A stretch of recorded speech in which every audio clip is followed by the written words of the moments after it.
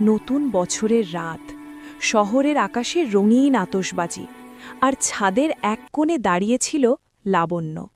হাতে মোবাইল, কিন্তু স্ক্রিনটা বারবার নিভে যাচ্ছে, ঠিক তার মনটার মতো। এই প্রথম নতুন বছর আসছে, অথচ পাশে নেই সেই মানুষটা যার সঙ্গে প্রতিটা স্বপ্ন জুড়ে ছিল। ঠিক 12:05 আগে ফোনটা বেজে উঠল। ছাদে আছো?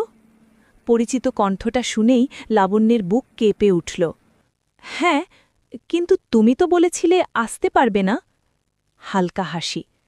কিছু কথা ভাঙার জন্যেই বলা হয়। সে কিছু বলার আগেই লিফটের শব্দ।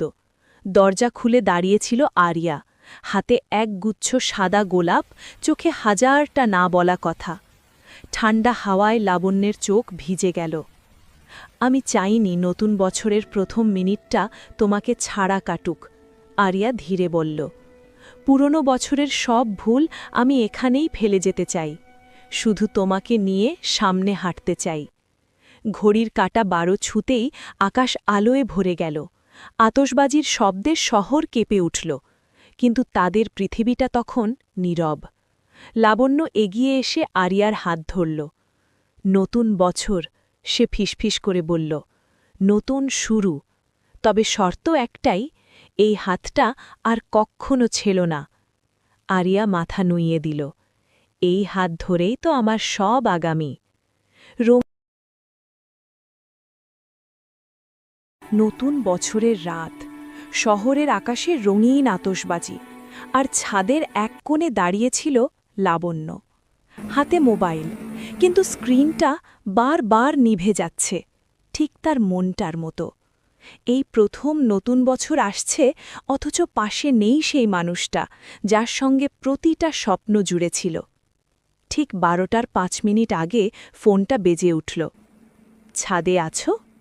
পরিচিত কণ্ঠটা শুনেই লাবণ্যের বুক কেঁপে উঠল।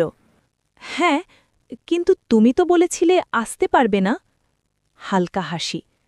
কিছু কথা ভাঙার জন্যেই বলা হয়। সে কিছু বলার আগেই লিফটের শব্দ। দরজা খুলে দাঁড়িয়েছিল আরিয়া, হাতে এক গুচ্ছ সাদা গোলাপ, চোখে হাজারটা না বলা কথা। ঠান্ডা হাওয়ায় লাবণ্যের চোখ ভিজে গেল। আমি চাইনি নতুন বছরের প্রথম মিনিটটা তোমাকে ছাড়া কাটুক, আরিয়া ধীরে বলল। পুরনো বছরের সব ভুল আমি এখানেই ফেলে যেতে চাই। শুধু তোমাকে নিয়ে সামনে হাঁটতে চাই। ঘড়ির কাঁটা 12 ছুঁতেই আকাশ আলোয় ভরে গেল। আতশবাজির শব্দে শহর কেঁপে উঠল, কিন্তু তাদের